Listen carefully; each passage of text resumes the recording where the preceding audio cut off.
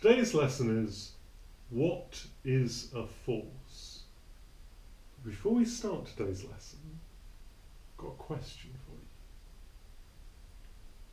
Sometimes when we're doing A-level physics, I tell you what you learnt at GCSE was a lie. But here's a question for you. Was it really a lie?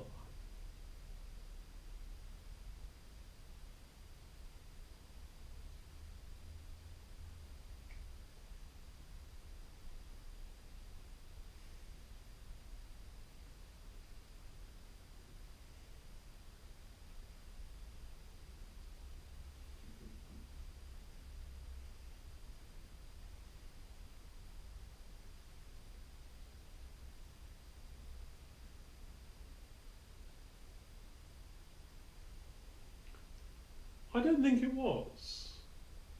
I think we tell stories about the world, and as you get older you learn more complicated stories, or you learn different stories. Sometimes this story is good, sometimes that story is good. This is the story we tell at GCSE, this is the story we tell at A-level. Do you tell the story the sun rose over the horizon, or do you tell the story the Earth span on its axis? Depends, really. So what we're going to be looking at today are 3 different stories of what is a force. And I want you to think about each of them and think, what are the good things about the story, or the less good things about the story. So we'll start with the one that you may have seen at GCSE. A force is a push or a pull. Just spend a moment thinking about that. Do you agree? Is that what a force is?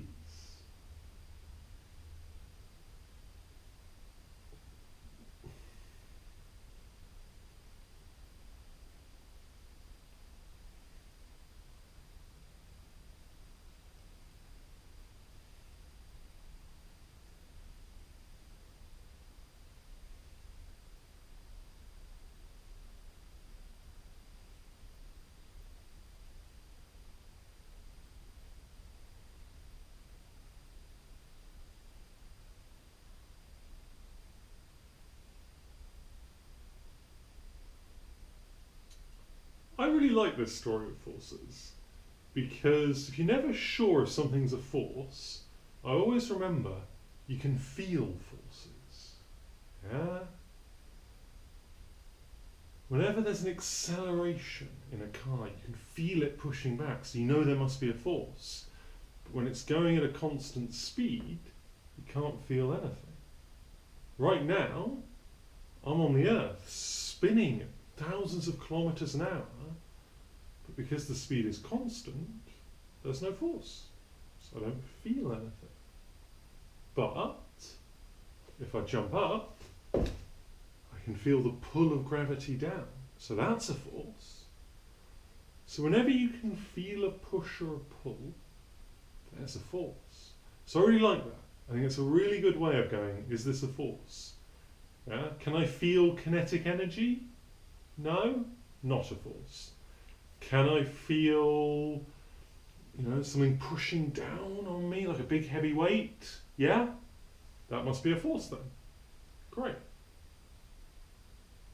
Now, to get a bit deeper, we get to another story, which is the idea of a field. We imagine fields as these invisible things that go on forever. They stretch out to infinity, getting weaker and weaker the further you go. There are 4 different fields. Just take a moment. Can you remember all 4?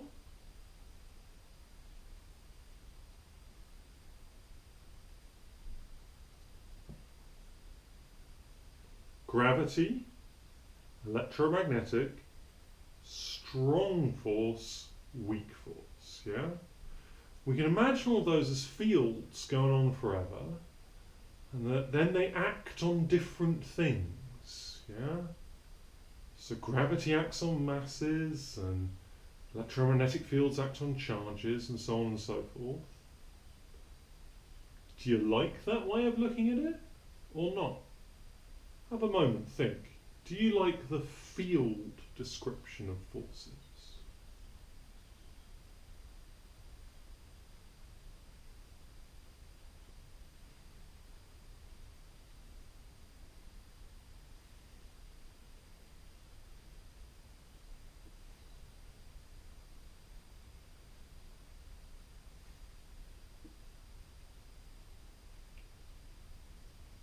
I really like fields. I think they're great.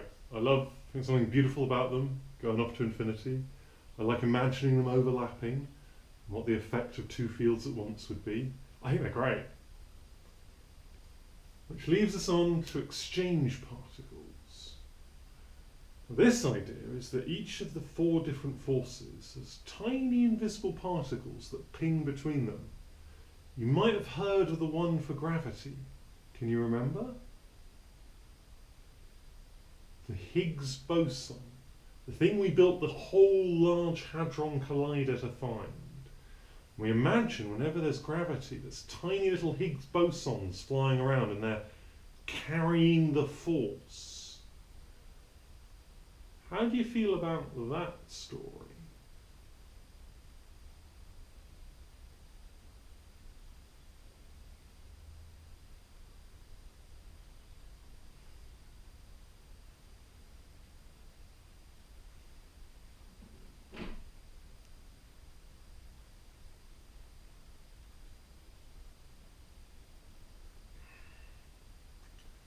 I must admit, I really don't like this one. It annoys me. It's the idea that somehow there's these tiny gravity particles flying around and they're what holds gravity. But unfortunately, they're real.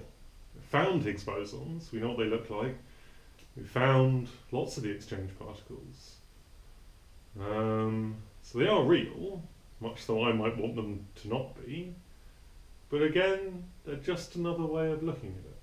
You can describe it all in terms of pushes and pulls, terms of fields, in terms of exchange particles. And what you have to do whenever you're looking at a problem is think, which of these is the best way of looking at it? Which lens can I look at this problem through? There's 3 questions underneath. Get them to me by tomorrow.